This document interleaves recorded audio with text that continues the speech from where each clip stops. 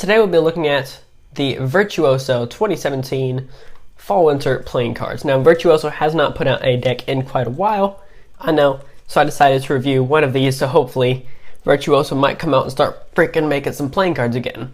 Because for anyone in the cardist community, you know that these cards are amazing, and if you don't know, well, that's why I made this review for you guys. These cards are specifically designed for cardistry. Like, literally, on the box it says designed for cardistry. Look, right there. Designed for cardistry. If that doesn't give you any more excitement if you are a cardist, now magicians can use this deck too. I have definitely used this for magic tricks before, but when I'm going to make some cardistry video, which I'm not fantastic at cardistry anyways, but if I'm going to, this is going to be one of the best decks to use for it. So if you guys want to check out this review, smash that like button, subscribe to the channel, and let's get into it right now. This is the Virtuoso Fall Winter 2017 deck. No offense to Virtuoso, but I don't know why they haven't come out with more decks recently. They just, for some reason, they've just stopped, which is really stupid. Front of it is part of the design, so you have their Virtuoso logo, then you have these three colors, which goes all the way through the deck. Side says Virtuoso, this side has their logo again, and it is a nice wraparound design. Back for the same. Bottom has Virtuoso Fall Winter 2017 and some other ad copy there. And the top is more of the wraparound design. Inside is their logo and says it designed for cardistry. Nothing else on the inside. Now let's look into these cards. Now if you are a magician, this is probably not the deck for you, just because it is very much a cardistry deck, although I've seen many magicians use this deck for magic. So first, back design, super cool, looks really good in fans because it is borderless, which is my favorite way to have a deck of playing cards, and it changes based upon the way that you fan them, which is also really nice. It is very, very, very thin stock, like seriously stupid thin. Another thing that looks really good with this deck is when you spin it, because, well, it's going to be kind of hard to do on camera. That wasn't bad. So when you're spinning it, it's going to look really good because the circle is going to look like it's not moving. Now, a few things about this deck ahead of time. You do have 4 ad cards. I'll let you read these if you want to, but you just can take that and pause it if you want to. And I'm not going to be reading all of this because I don't want to waste all of your time. 1, 2, 3, and 4.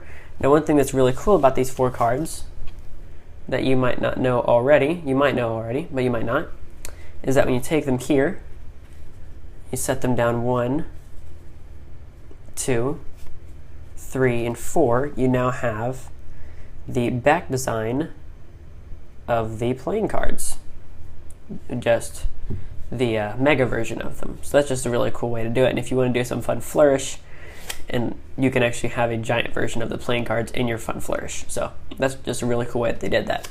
Now for the actual playing cards themselves, on the faces, you also have this black and green line here, so that when you fan them, you get this nice line there. You're going to have 2, 3, 4. The colors are a little bit darker, not standard placement, obviously, and they are a little bit more rounded and small. The only ones that are one way are the 9, the 7, 5, and 3, and that goes for hearts, clubs, and spades. Not diamonds though. Diamonds only has none of them. Wow. Yeah, there's not a single diamond that's a one-way design, which can be a little bit of a flaw for some other tricks that I like to do, which I will be showing you soon.